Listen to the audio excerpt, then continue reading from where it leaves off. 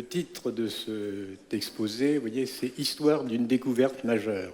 Donc ça me permet de vous rassurer tout de suite, parce que on va faire de l'histoire, c'est beaucoup plus facile à suivre que des exposés comme celui qui a précédé, où on était dans la science. Mais justement, l'histoire de la science existe parce que la science est une activité humaine. La science, si vous voulez, il y a la science des manuels, qui est une espèce de science figée, et puis il y a la science vraie, la science en marche, qui est une activité humaine et qui, à ce titre d'ailleurs, a tous les défauts et tous les travers des activités humaines. Alors, vous voyez, histoire d'une découverte majeure. Donc, cette découverte a été faite par Guy qui m'a demandé de le représenter parmi vous. Et le sous-titre, c'est « De la stratification à la paléohydraulique ». Je m'expliquerai par la suite sur ce sous-titre. Et nous abordons maintenant le sujet qui est, je dirais, presque très intriguant pour l'esprit. Parce que nous avons tous appris à l'école qu'une idée claire et distincte, c'était une idée vraie. C'est ce que nous a appris Descartes. Donc à partir du moment où une idée est clairement conçue, on voit elle est bien différente de toutes les autres, à ce moment-là, on est sûr que c'est vrai. Et la question, l'idée que les strates superposées étaient donc le résultat de superpositions successives, c'est une idée tellement évidente que les géologues, pendant 3 siècles, ont vécu sur cette supposition sans se poser la question, mais est-ce que c'est vraiment comme ça que ça se passe dans la réalité? Donc c'est très intéressant parce que ça veut dire que le vrai n'est pas toujours vraisemblable. Or, le vraisemblable, c'est ce qu'on croit naturellement. Donc, en quoi la découverte de Didier Berthaud est-elle justement une découverte? C'est parce que, et une découverte majeure, c'est parce que quelqu'un qui n'était pas géologue, qui n'était pas du milieu des géologues, est arrivé à la stratigraphie et a découvert un processus mécanique qui explique la stratification sans faire appel à l'idée de superposition. Alors, cette idée de superposition, ça s'appelle un principe. Vous avez la géologie qui est basée sur des principes, et l'auteur du principe de superposition, en fait, est l'auteur des 3 principes de la stratigraphie. Alors, il s'appelle Nicolas Steno, donc vous voyez, c'est un homme du XVIIe siècle, c'est un savant, mais un savant de l'époque, c'est-à-dire qu'il est connu pour ses travaux en anatomie, il a enseigné l'anatomie, et puis il a fondé la stratigraphie. Et ce qui est intéressant dans son cas, c'est la raison pour laquelle il a posé ces principes. Vous savez que dans les roches sédimentaires, on trouve des fossiles, en particulier des dents de requin. Les requins ont énormément de dents. Et trouver des dents de requin fossiles, c'est la chose la plus simple. Si vous faites un petit peu de paléontologie, vous allez ramener des dents de requin à la maison sans difficulté. Alors le problème est le suivant. Comment se fait-il qu'un corps solide se trouve incorporé dans un autre corps solide? Quand les corps solides, si vous faites se rencontrer 2 corps solides, l'un ne rentre pas dans l'autre. Donc comment se font-ils? C'est une excellente question, si vous voulez. Alors, on va démolir les principes de Sténon, mais il faut reconnaître que la démarche intellectuelle de Sténon est tout à fait valable et intéressante. Donc il s'est dit, mais pour que justement une dent de requin soit présente dans une roche sédimentaire, il faut que ça soit évidemment la dent de requin elle-même, elle est d'un seul bloc. Donc il faut qu'au moment où la roche sédimentaire s'est formée, cette roche ait été à l'état liquide ou à l'état visqueux. Et donc, la dent de requin pouvait être présente à l'intérieur d'un corps semi-liquide, et puis au moment où le corps liquide a perdu son eau et est devenu un sédiment dur, eh bien, la dent est restée. Donc, c'était une idée très juste. Et cette idée a pour conséquence le principe d'horizontalité primaire. Alors, évidemment, le mot est un petit peu abstrait, mais ce que ça veut dire, c'est que justement, la sédimentation, ça se passe dans l'eau. Or, l'eau, vous savez, la surface de l'eau est plane. Hein.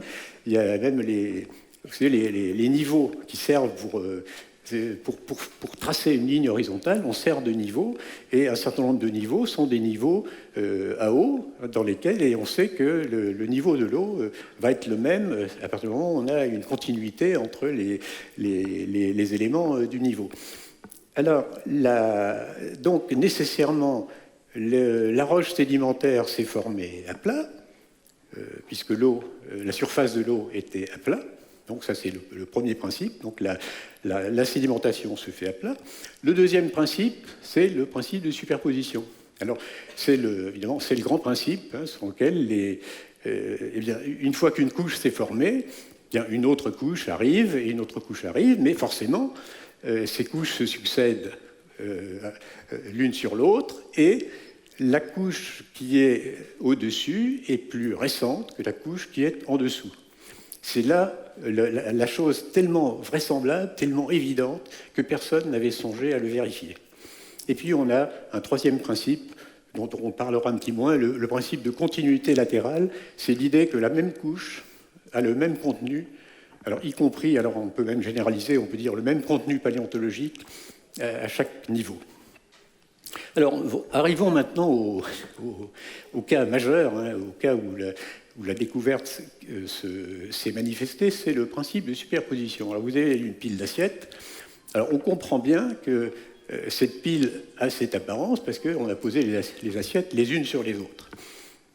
Donc, ça, c'est une illustration du principe de superposition. Vous voyez, c'est très simple, c'est facile à comprendre. Et quand on regarde une roche sédimentaire, eh bien, on se dit, c'est comme une pile d'assiettes.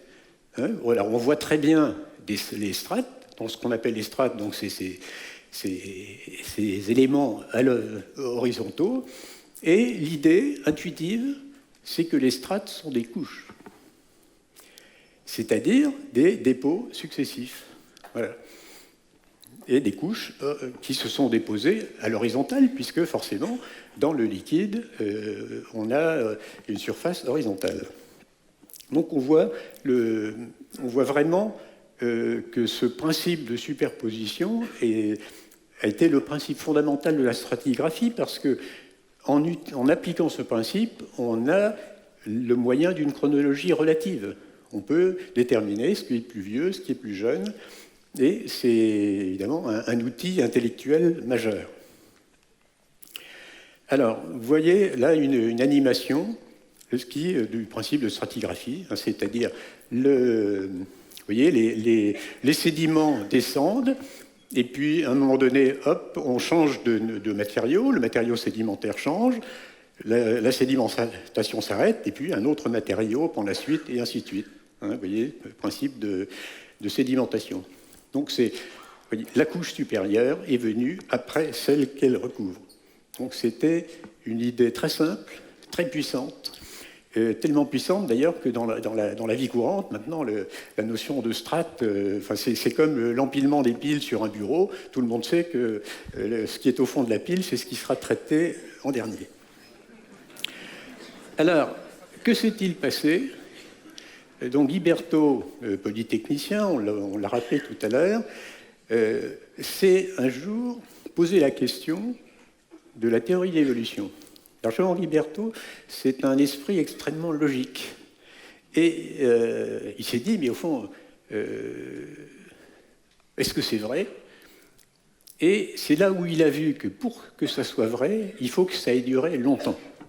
Bon, ça a été dit déjà par d'autres conférenciers, mais c'est vrai que le temps est un ingrédient absolument indispensable de l'évolutionnisme.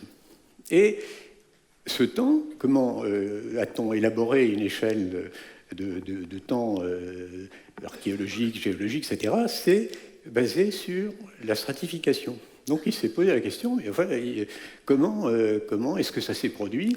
Et il a eu l'idée, alors là c'est l'intuition du découvreur, hein, c'est quelque chose d'une idée qui a surgi en 1970. Donc, vous voyez, c'est déjà maintenant une idée ancienne. Et il s'est dit, je vais regarder ce qui se passe quand on essaye de refaire une roche sédimentaire. Et il a pris du grès de Fontainebleau. Bon, c'était pas loin, il habite Paris, et puis c'est un grès assez friable. D'ailleurs, je l'avais au téléphone avant-hier pour les dernières mises au point du diaporama, et il m'a dit même presque on pouvait dans l'eau, à la main, effriter le grès de Fontainebleau par certains endroits. Et il a eu l'idée que la granulométrie, c'est-à-dire la taille des particules, était un élément important dans le paysage. Donc il a séparé au tamis les grosses particules et les petites particules, et il a coloré au bleu de méthylène les grosses particules. Et puis, ayant fait cette opération, il a regardé ce qui se passe quand un mélange descend dans l'eau. Or, ce qui se passe, c'est un phénomène que les ménagères connaissent très bien, c'est que quand vous avez un matériau, le même, soit en très fine poussière, soit en grosse poussière ou en cailloux ou en gravier, le balai n'a pas du tout le même effet sur la poussière.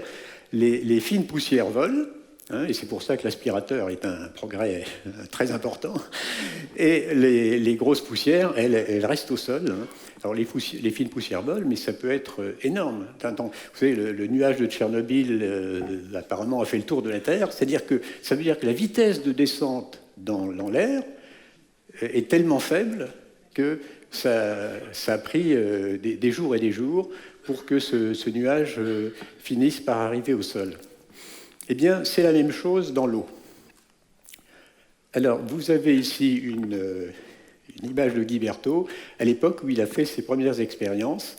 Donc, il tient à la main, si vous voulez, un mélange homogène, donc à partir des grains du grès de Fontainebleau, mais les gros grains ayant été colorés et les grains fins étant restés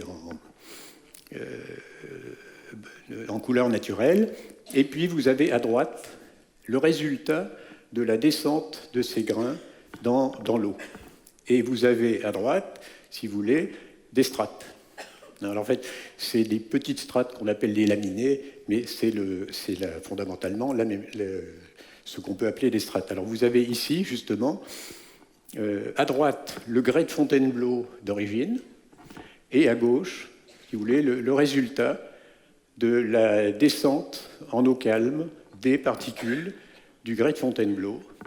Et vous voyez que ça ressemble au grès. C'est-à-dire que, d'une certaine façon, Guy Berthaud avait reproduit à une toute petite échelle, il a fait ça chez lui, c'était comme un particulier, à une toute petite échelle, il avait reproduit la sédimentation, ce que les géologues, depuis plusieurs siècles, n'avaient pas eu l'idée de faire. C'est là où est la découverte et la conclusion provisoire à l'époque, 1970, de cette expérience, c'est que la régularité des strates, c'est-à-dire le fait que parfois sur des mètres d'épaisseur, on ait une superposition de strates qui, au dixième de millimètre près, ont exactement la même hauteur. Donc cette régularité de la stratification prouve la simultanéité du dépôt. C'est-à-dire, c'est exactement le contraire du principe de superposition. Le principe de superposition, c'est que les strates, qu'elles soient régulières ou irrégulières, forcément se sont déposées les unes après les autres, donc pas au même moment. Et à partir du moment où on s'aperçoit que la stratification est liée à ce qu'on appelle le granoclassement, c'est-à-dire au fait que la vitesse de descente dans l'eau des grosses particules est plus rapide que la vitesse de descente dans l'eau des petites particules.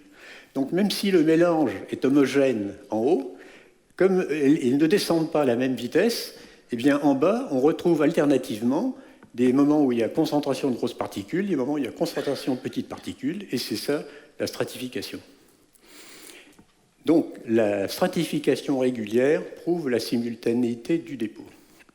Alors, donc là, vous voyez un dépôt qui est en train de se faire, et on est en train de fabriquer, si vous voulez, le dépôt stratifié qu'on avait vu tout à l'heure. Donc on voit très bien qu'il y a alternativement, si vous voulez, du gris et du blanc. Donc un mélange hétérogranulaire, comme on dit, c'est-à-dire qu'il comporte des grains de différentes tailles, se stratifie lorsqu'il se dépose. Alors, c'était une découverte logiquement importante, mais Guy Berthaud n'était pas géologue. Alors, comment faire connaître aux spécialistes, aux géologues, que finalement, ça remettait en cause les principes de la stratigraphie, donc les datations de la géologie. Donc Guy Berthaud avait tout à fait conscience qu'il avait touché un point très important. Alors, vous avez... ce qu'on va faire, non, on va s'arrêter là pour le moment. Donc, le grand problème pour le découvreur qui n'est pas du métier, c'est de persuader les gens du milieu scientifique de sa découverte. Bon, ça, c'est un problème universel, d'ailleurs, que Guy Berthaud n'est pas du tout le seul à rencontrer, et d'autant moins le seul à rencontrer que déjà Leibniz faisait remarquer que dans les sciences, très souvent, c'est quelqu'un qui n'est pas du métier qui fait une découverte.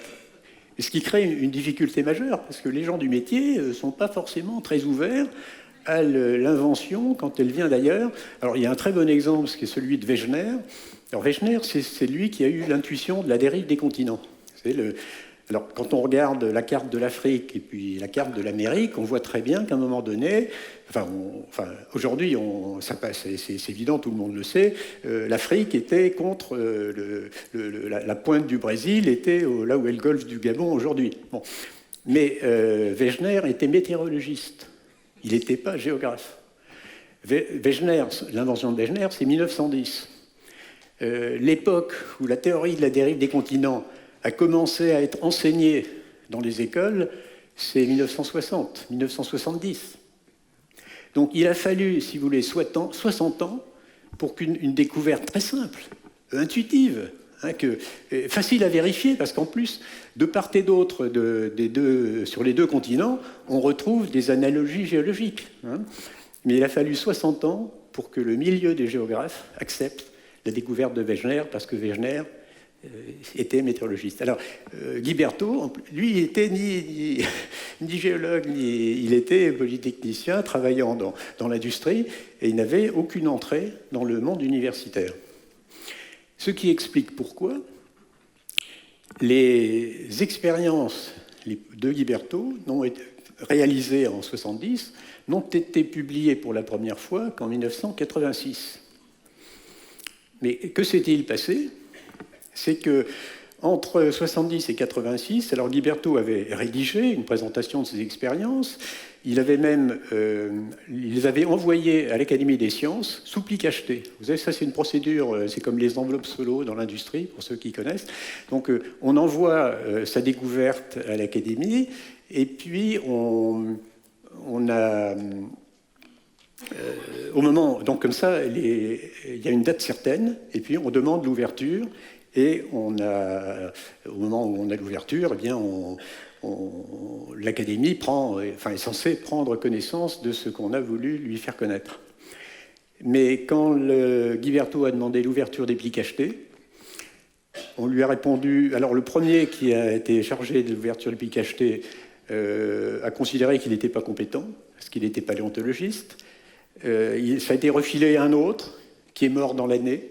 Et ça a été refilé à un troisième, et le troisième a dit à Guy Berthaud, écoutez, je vais regarder ce que vous avez envoyé, mais à ma connaissance, ça n'apporte rien de nouveau. Baissez le rideau. Alors, ce qui est très amusant, c'est que ce même académicien qui avait répondu à Guy Berthaud, ça n'apporte rien de nouveau, quelques 10 ans plus tard, se voit envoyer par un géologue une présentation un petit peu différente des travaux de Guy Berthaud. Et à ce moment-là, aussi sec, il écrit à Guy Berthaud. Alors, il s'agit de Georges Milot, qui à l'époque était président de la Société géologique de France, doyen de la faculté de Strasbourg, d'ailleurs, il me semble bien. Et il écrit à Guy Berthaud, vous avez fait une grande découverte. Je la présenterai moi-même à l'Académie. Je suis votre serviteur. Textuellement. Alors ça, c'est très intéressant du point de vue de l'histoire des sciences. C'est-à-dire que la même personne auquel on a... Alors, si vous voulez, les ouvertures répliques actées, bon, il avait regardé ça rapidement. En fait, il n'avait pas pris le temps de regarder vraiment. Et le jour où il a pris le temps de regarder vraiment, mais 10 ans plus tard, alors là, lui qui était donc au sommet de la notoriété universitaire et scientifique, a bien compris que Guiberto, n'étant pas un géologue, ne pouvait pas, aurait du mal à rédiger lui-même d'ailleurs l'article qui serait présenté pour les comptes rendus de l'Académie des sciences. Donc c'est Georges Millot lui-même qui a re-rédigé le travail de Guiberto, qu'il a fait accepter en 1986.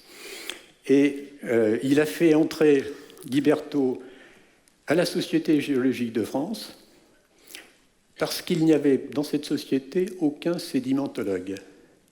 Il a dit à Guiberto, écoutez, vous êtes sédimentologue, vous n'avez pas de diplôme de sédimentologie, mais le travail que vous avez fait vous qualifie au-delà d'un diplôme pour parler de sédimentologie, et donc vous pouvez rentrer à la Société géologique de France. Alors, et seulement, les expériences de Guiberto, vous avez vu, c'était dans un verre, enfin, ou dans un bécher, c'était à une toute petite échelle. Donc il a dit à Guiberto, écoutez, il faudrait refaire ces expériences, mais en milieu de centre de recherche officiel et à une échelle plus grande. Et Guiberto, sur ses conseils, s'est adressé au laboratoire de mécanique des fluides de Marseille, alors qui a refait exactement les mêmes expériences que nous avons vues, mais dans des enceintes de 5 mètres de haut, si vous voulez. Alors, ça a confirmé le principe du granoclassement comme étant l'outil de la petite stratification. Et ça a également montré qu'il pouvait y avoir une stratification en pente. Donc ça, c'est le contraire du premier principe de Sténon. Alors, donc nous allons voir là ce qui se passe. Alors ça, c'est dans un fluide qui est l'air. Hein, c'est pas dans l'eau, mais ça n'a aucune importance. Le même phénomène se retrouve dans le vide, dans l'air, dans l'eau. Alors, vous voyez, là, on a le mélange hétérogranulaire avec les couleurs différentes qui se déposent. Et on voit très bien, alors c'est quand même extraordinaire, parce que là, on a une pente à 40 degrés. Hein, mais vous avez des strates. Hein, cette vidéo est fascinante. Hein, parce que alors on voit très bien que la stratification, et la stratification est très régulière. Vous avez l'intervalle entre les dépôts blancs est pratiquement toujours le même. Hein.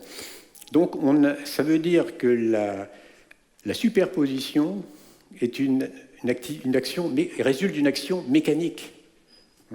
Le principe de superposition, c'était une interprétation. Donc les gens voyaient des strates et ils en concluaient que c'était des couches. Et puis aujourd'hui, on sait évidemment que les strates sont des strates et ne résultent pas forcément de dépôts successifs. Donc on a dans les résultats de 1988, donc, qui ont donné lieu à une publication dans les comptes rendus de l'Académie des sciences en 1988, on a démontré que ce que Guiberto avait trouvé à petite échelle chez lui se confirmait même à une beaucoup plus grande échelle, parce que, si vous voulez, 5 mètres de haut, c'est déjà représentatif hein, de ce qui se passe dans un dépôt sédimentaire.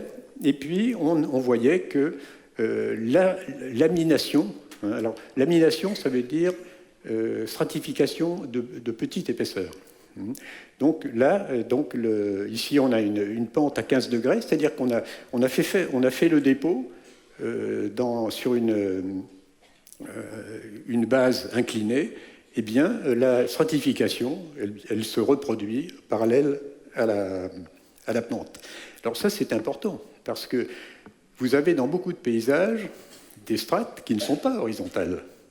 Et alors, à cause du principe de Sténon d'horizontalité primaire, on vous explique que, évidemment, ça s'est formé à l'horizontale, et puis à un moment donné, il y a eu par exemple, le bassin parisien, vous avez le bassin parisien, les couches géologiques ont cette forme, si vous voulez, un petit peu comme une assiette creuse. Alors on vous explique que forcément ça s'est déposé à plat, et puis à un moment donné, ça s'est enfoncé au milieu, ou ça s'est surélevé sur les bords, et pas du tout. Il suffit que la surface solide sur laquelle la sédimentation ait eu lieu ait eu cette forme d'assiette creuse pour que la stratification suive la forme de la surface de dépôt. Donc, ça a été mis en évidence à Marseille, alors que Guiberto n'avait pas eu cette idée. Donc, là aussi, c'est intéressant, c'est de voir comment le découvreur a une idée majeure, et puis cette idée, à partir du moment où elle est prise au sérieux et prise en compte par le milieu universitaire, bien, le milieu universitaire, il apporte son savoir-faire, il apporte sa culture scientifique élargie, et la science progresse. Il faut bien comprendre que la science, c'est quelque chose qui peut progresser. Mais elle progresse surtout quand elle est fidèle aux faits. Alors, il y a eu un événement qui a eu beaucoup d'importance dans le cas de Guiberto, alors qui s'est produit avant qu'il ait fait ses expériences, mais dont il n'a eu connaissance qu'après. C'est le déluge de Bijou Creek.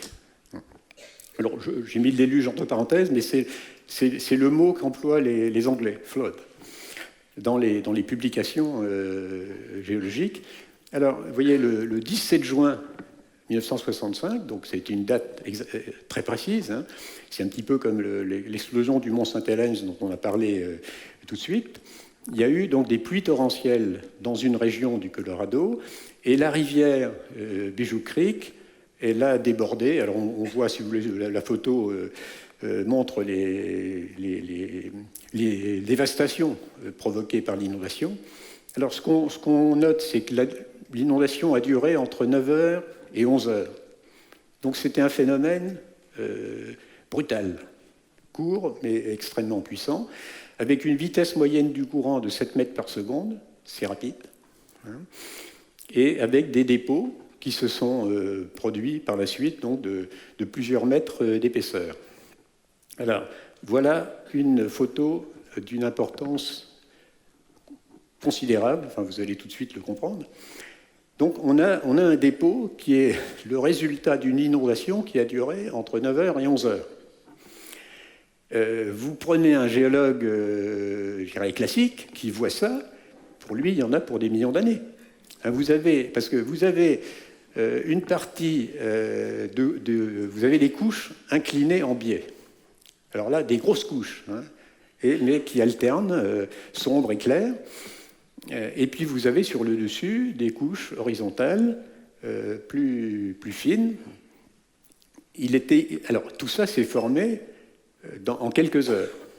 Mais il est évident que les causes mécaniques qui ont provoqué le dépôt incliné, donc des grosses couches obliques, ne sont pas tout à fait les mêmes que le dépôt final. Ça veut dire qu'il y a eu... Alors là, on peut dire qu'il y a superposition, c'est-à-dire que le dépôt des couches obliques s'est fait avant, évidemment, le dépôt des couches horizontales. Et on comprend bien, simplement en regardant cette photo, que les couches obliques se sont produites avec des courants turbulents. Ça n'est pas un dépôt en eau calme comme les dépôts horizontaux que Guiberto avait réalisés en laboratoire par le passé.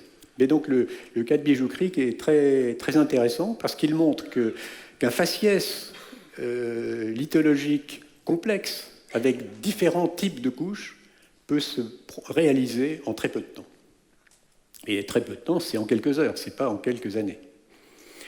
Et un autre point important dans Bijou Creek, qui est marginal par rapport aux travaux de Guiberto, mais qui est intéressant, c'est que vous avez dans les couches géologiques, on observe des joints de stratification. C'est-à-dire on a des moments donnés, même quand c'est le même matériau. Donc on a des strates, et puis à un moment donné, on a du vide.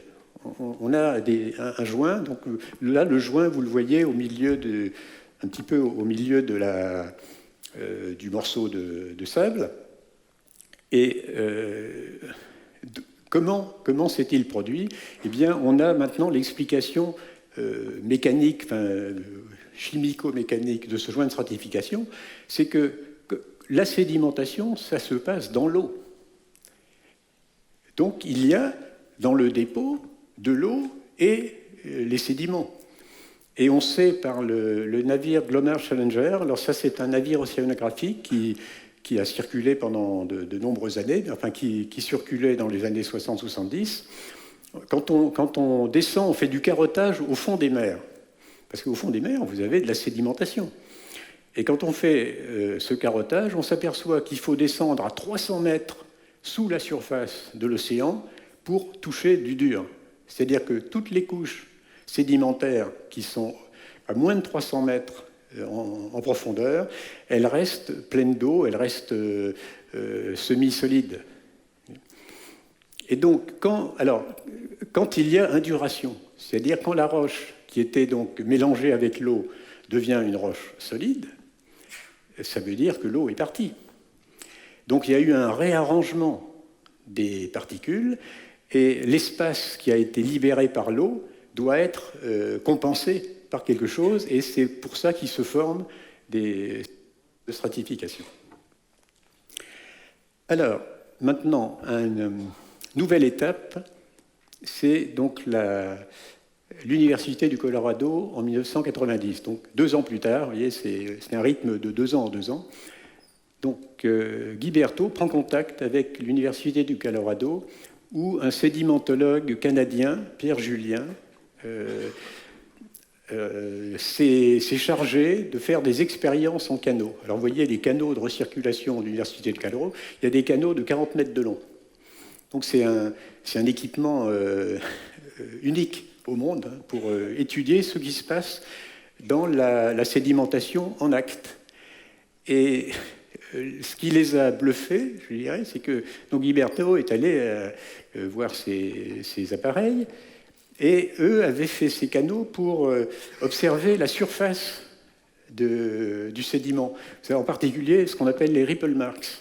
Vous savez, il y a des endroits dans le sable où on a des petites bosses, etc. Et donc, ces canaux, au départ, avaient été conçus pour reproduire les ripple marks. Et Guy Berthaud il lui a posé la question, il dit « Est-ce que vous avez pensé à faire une coupe pour voir ce qui se passe en dessous ?» Ils n'y avaient pas pensé.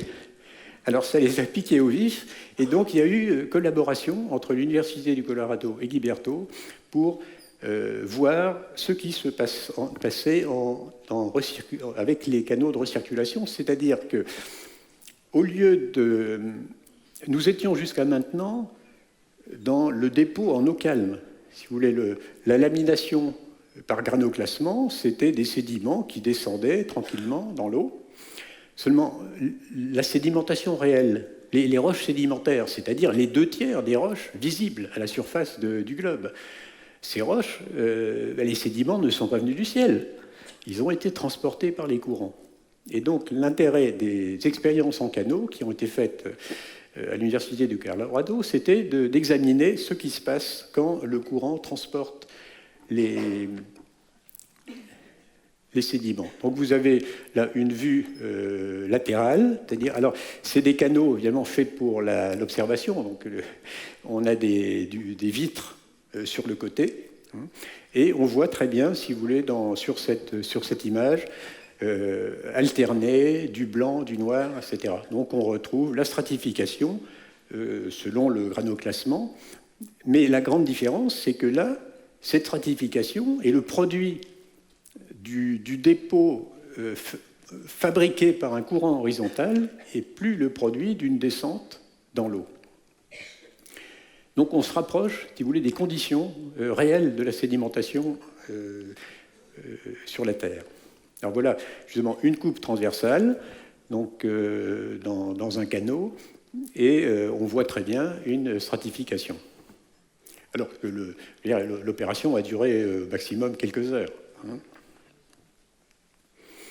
Alors, nous avons là ce qu'on appelle la programmation des sédiments, c'est-à-dire ce qui se passe réellement. Alors, faites attention, alors vous voyez une ligne blanche tout en haut qui progresse vers la droite, et puis vous avez, autrement dit, il y a des matériaux noirs, c'est-à-dire les grosses particules, et puis des matériaux fins qui arrivent, et la couche blanche, elle s'épaissit au fur et à mesure que le courant apporte de nouveaux matériaux. mais on a une superposition du noir sur le blanc. Mais le noir n'est pas postérieur au blanc. Hein, tout ça se fait en même temps. Et c'est ce qu'on appelle donc la progradation des sédiments, c'est-à-dire que les sédiments avancent vers le large, hein, poussés par le courant, et la couche blanche et la couche noire avancent en même temps. Alors, donc là, on a la même... Alors là, c'est une photo, donc on a l'échelle du phénomène, donc c'est ce qui... Et c'est après l'opération de la recirculation dans le canal, et on voit très bien, donc on a des couches blanches, des couches noires, des couches blanches, et ça s'est produit au maximum quelques heures. Alors, ces expériences ont été publiées, en particulier par la Société géologique de France. Et l'élément très important, c'était de dire, finalement, la stratification ne résulte pas simplement du dépôt en eau calme, mais résulte du dépôt avec des courants horizontaux. C'est-à-dire que pour savoir ce qui s'est passé lorsque les couches géologiques se sont formées, les couches sédimentaires, eh bien, il faut étudier les paléocourants. C'est-à-dire il faut se demander quels étaient les courants d'eau qui ont circulé à cette époque, c'est-à-dire quelles étaient leurs vitesses, quelles étaient leurs puissances. Et à ce moment-là, si vous voulez, l'intuition initiale de Guiberto allait se rapprocher de plus en plus du terrain. Alors là, c'est simplement un petit schéma qui explique la façon dont la progradation se réalise, parce qu'évidemment, quand on regarde les photos, quand on regarde les vidéos, tout n'est pas... Enfin, c'est moins facile à comprendre que sur ce schéma où on voit que les grosses particules roulent. Alors, si vous voulez, le courant entraîne les particules. Alors, les particules résistent au courant par leur poids et elles résistent au courant par leur diamètre. Et donc, il est normal que même dans les courants horizontaux, les petites particules aient un comportement différent des grosses particules. Donc, on voit que les grosses particules roulent sur les petites particules et puis elles s'accumulent et l'ensemble se déplace vers la droite. Et alors, ça veut dire que les strates ne sont pas des couches, parce que les couches, c'est ce qui se dépose à un moment donné, entre T1 et T2. Donc vous voyez les couches en bas du dessin du bas, vous voyez T1, T2, T3, et donc à chaque fois, c'est un petit peu comme un camion benne. Si vous avez déjà vu faire des talus ou des remblais par les camions bennes, le camion se vide. Et d'ailleurs, c'est un petit peu la même chose, parce que dans le camion, il n'y a pas toujours un matériau homogène. Donc vous avez des blocs qui roulent plus loin que les sables, etc. Mais le remblai va progresser avec des couches obliques successives. Donc les strates ne sont pas des couches. Ça, c'est le point. Si vous aviez compris ça, ça serait suffisant, parce que c'est l'idée majeure qui a tout changé, qui change tout en géologie. Alors, le problème, c'est que ça change tout en géologie, mais ça ne change pas forcément tous les géologues. Et, si vous voulez, il y a eu des résistances, en particulier à la Société géologique de France, et providentiellement, au même moment, un contact vraiment productif s'est fait entre le géologue russe, Alexandre Lalomov, qui était d'ailleurs en France à un colloque le mois dernier, alors qui est responsable à l'Académie des sciences de Russie des minerais, et en particulier des minerais marins. Et Alexandre Lalomov, si vous voulez, a vraiment compris qu'on pouvait, à partir des travaux de Guiberto, également à partir des travaux de Pierre Julien, parce que Pierre Julien, donc le sédimentologue canadien qu'on a vu tout à l'heure, qui s'était occupé des expériences en canot, avait commencé à faire des modèles mathématiques de la progradation, c'est-à-dire à calculer en fonction de la taille des particules l'action du courant et l'action différentielle du courant sur les grosses particules et les petites particules. Or, il se trouve que de Golovkinski, qui est un géologue russe des années 1868, et Walther, qui est un Allemand, mais qui avait étudié en particulier la baie de Naples en 1898, donc vous voyez, il y a très longtemps, Walther et Golovkinski avaient donc élaboré une loi selon laquelle, alors voilà le schéma de la loi de Walther. Donc vous voyez que ce qui est... Alors supposons que ça soit la baie de Naples. Donc vous avez à la surface de la baie, donc à droite, vous avez alternativement du rose, du jaune, du bleu. Donc autrement dit, on retrouve des sédiments différents quand on se promène au fond de la baie de Naples. Et ces sédiments qu'on retrouve les uns derrière les autres au fond de la baie, eh bien, si on creuse un trou au départ, à gauche, vous voyez, on retrouve exactement les mêmes superpositions. Donc, les Walther et Golovkinski ont fondé ce qu'on peut appeler la stratigraphie séquentielle, c'est-à-dire l'idée qu'il y avait des séquences et que donc, pour expliquer les strates réelles, il faut se représenter ce qu'ont pu être les séquences de courants d'eau qui ont vécu à une certaine époque. Je reviens sur la vidéo. Alors, vous voyez... Ah, mais il ne veut pas... Oui, c'est parce qu'il faut... Attendez. Hop. Voilà. Alors là, on est dans les canaux de l'université de Boulder au Colorado, et on voit le courant, là, et maintenant on voit une petite animation qui représente, évidemment, de façon plus claire pour nous. Alors vous voyez comment, c'est encore une image de la progradation, mais vous avez les petites particules et les grosses particules donc, qui se succèdent, et petit à petit, si vous voulez, qui s'empilent les unes sur les autres, mais non pas de façon successive au sens d'une superposition de strates qui seraient des couches, mais au sens d'une progradation dans le sens du courant. Voilà. Non, et encore là l'idée de la progradation qui est un concept fondamental, parce que ce qui est, si vous voulez, la science est basée sur l'observation et l'expérience. Alors ce qui est très important ici, c'est qu'on a les deux. On a l'observation, c'est-à-dire qu'on a des couches réelles dans la nature, on voit ce qui se passe, et on est capable expérimentalement de les reproduire.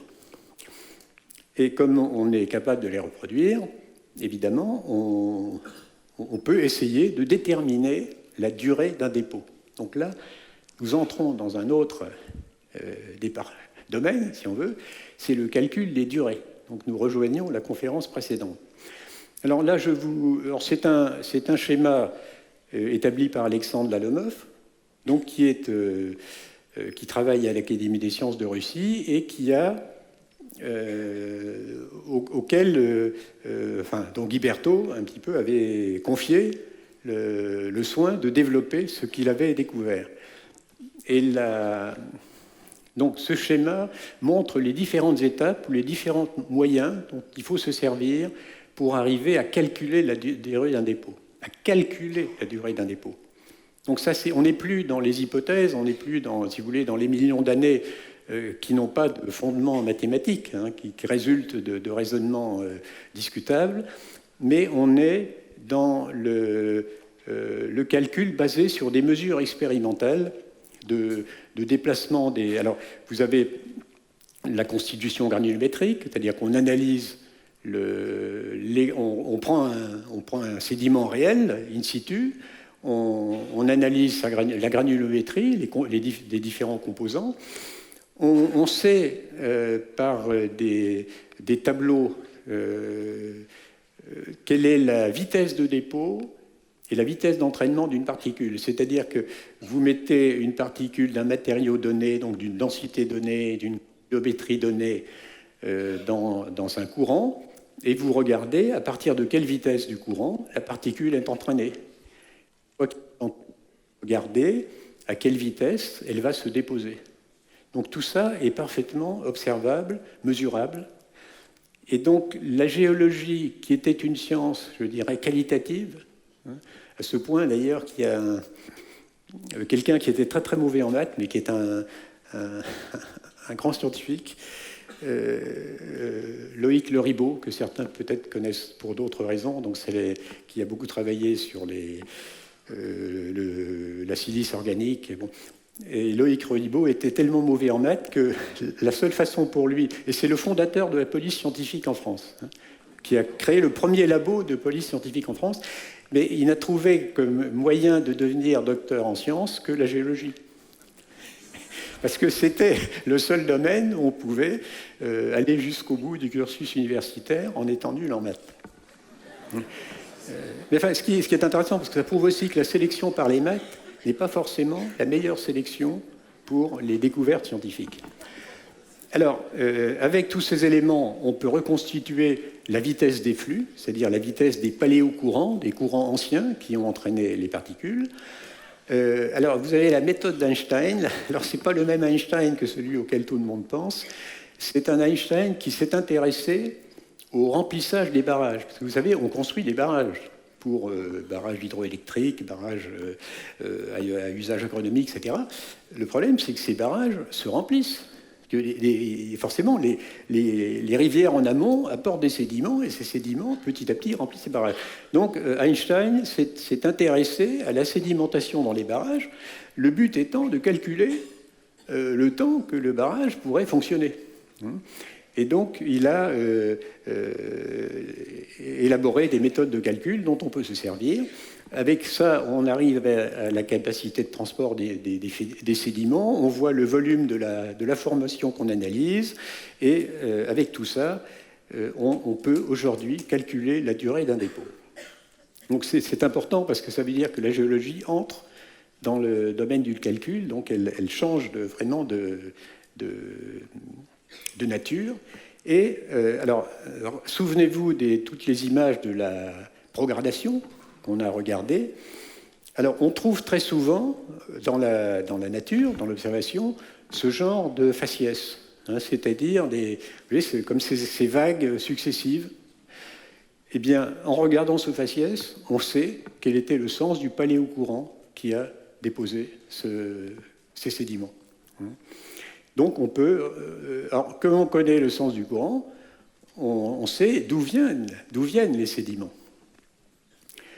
Et on peut, dans certains cas, alors on verra un exemple tout à l'heure, repérer le site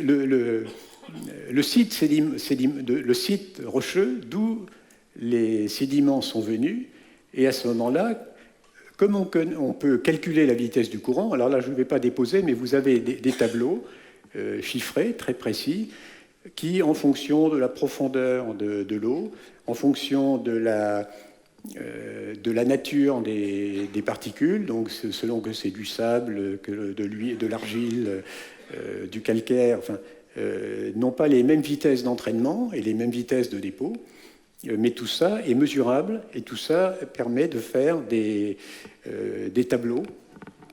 Et à partir du moment où on est devant un site géologique précis, on fait l'analyse granulométrique des sédiments, on se sert de ces tableaux et on reconstitue la vitesse du courant.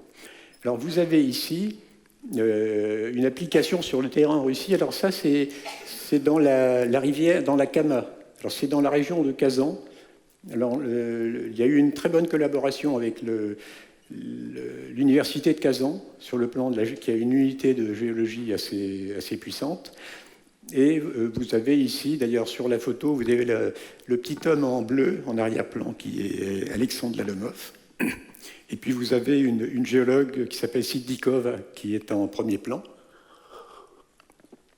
Et donc, ils étaient en train de prendre des échantillons pour, après, pouvoir essayer de reconstituer, si vous voulez, les paléocourants qui ont permis le dépôt de ce faciès. Ça, c'est très intéressant parce que c'est en Crimée. Alors, vous voyez que dans ce dépôt sédimentaire, il y a des blocs brillants blancs, si vous voulez, qui sont inclus dans un sédiment fin. Or, les blocs en question, on sait d'où ils viennent. Ils proviennent d'un site qui est à 400 km de l'endroit du dépôt. Et compte tenu de la taille de ces blocs, de leur densité, etc., on a pu calculer la vitesse du courant qui les avait amenés. C'est-à-dire qui était capable de les entraîner pour les amener. Et donc ça permet de savoir combien de temps la constitution de ce terrain a duré. Et je peux vous dire, ce n'est pas des millions d'années, c'est quelques semaines au maximum. Alors ça a donné lieu à des publications. Donc là encore, alors j'ai mis application sur le terrain en Russie parce que c'est extrêmement important, si vous voulez. La première fois que Guy Berthaud a demandé une publication en Russie, on lui a dit, mais écoutez, vos travaux, c'est intéressant, mais ça, c'est en laboratoire. C'est pas parce que vous observez ça en laboratoire que c'est comme ça, à l'échelle de quelques mètres, que c'est comme ça que ça s'est passé dans la réalité sur des couches sédimentaires qui font des centaines de mètres de long, parfois des kilomètres. Donc là, il fallait prouver que ça s'appliquait bien sur le terrain, et c'est ce qui s'est passé. Alors, conclusion, alors là c'est pour les blocs de Crimée dont je parlais tout de suite. Donc on a 400 km entre le point d'arrachement des blocs et la zone de dépôt. Le courant donc, de l'ordre de 9 mètres par seconde. Donc le phénomène a duré au plus quelques semaines. Et la durée, automatiquement, la durée réelle de sédimentation, donc de fabrication de ce dépôt, est au maximum, mais c'est une estimation très très conservatrice, donc 0,05% du temps stratigraphique. Et ça a été publié donc, par l'Académie des sciences de Russie. C'est-à-dire que le temps réel de sédimentation de ces roches n'a rien à voir avec les estimations de durée habituelles que l'on faisait en géologie, mais on est à 0,5 pour 1000. Ah oui, pardon, je me trompe de sens. Voilà. Donc, on a des expérimentations en Russie, également dans le domaine de l'érosion. Parce que c'est bien, les sédiments se déposent, mais ils se déposent, ils viennent de quelque part. Donc, on a essayé de déterminer ce qui se passait pour l'érosion. Alors, vous voyez ici, bon, c'est des machines de l'Institut d'ingénierie hydraulique VDNF de Saint-Pétersbourg. Et on projette des courants d'eau très très rapides sur des échantillons de roches, et puis on essaye de provoquer l'érosion. Et ça a donné lieu à publication. Mais il faut des courants très très rapides pour créer l'érosion. Alors, la première publication importante des travaux de Guy Berthaud en Russie, c'est en 2002. Alors, il s'est passé la chose suivante. Guy Berthaud avait dit à Alexandre Lalomov, ça serait bien de publier mes travaux, donc c'est des choses qu'il avait déjà fait avant, dans une revue de stratigraphie. Et il y a justement une revue à Moscou qui s'appelle Stratigraphie. Alors, Alexandre Lalomov a une image très, très amusante. Il dit, publier un article comme ça dans Stratigraphie, c'est-à-dire expliquer aux spécialistes de stratigraphie que les principes de stratigraphie sont à revoir, c'est comme aller chercher son morceau de viande dans l'antre du tigre.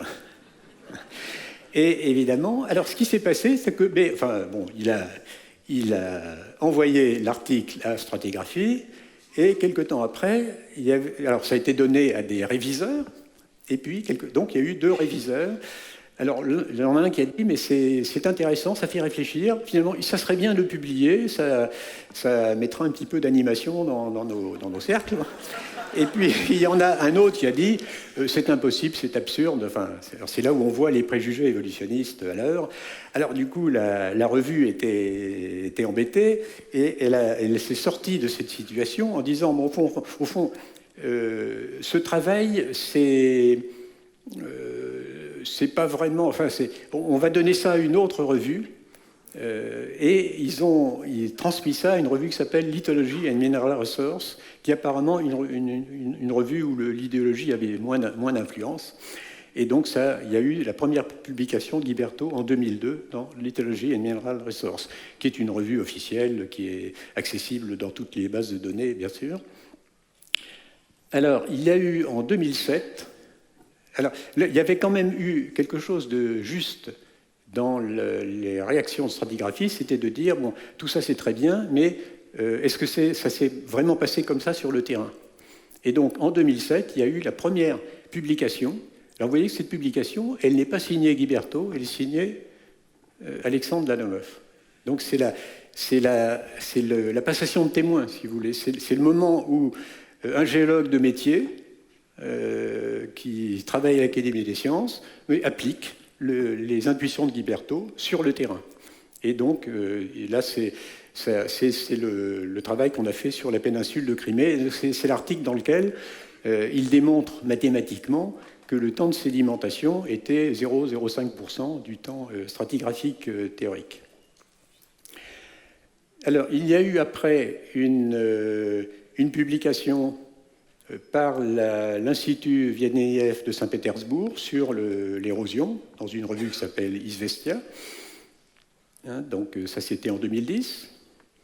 Vous avez eu, alors en 2011, on a eu une autre publication. Alors vous voyez que les signataires, c'est Berthaud, Lalomov, Tougarova, donc c'est une communauté savante, et qui ont étudié la pénéplaine russe aux alentours de Saint-Pétersbourg, si vous voulez, de la même façon, en essayant de reconstituer les paléocourants de l'époque. Alors, il y a eu une publication dans Géoressources. Tiens, pourquoi est-ce qu'on... Voilà. Donc, c'est une revue russe dans lequel... Alors là, vous voyez le titre, c'est quand même un titre très ambitieux, c'est un article de Guiberto, et vers une refondation de la géologie historique.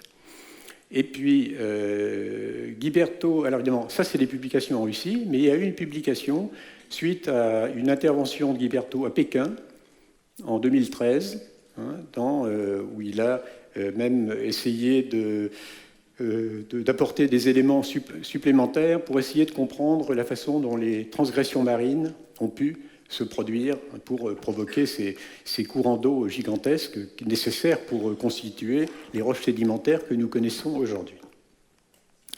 Donc, nous arrivons à la conclusion.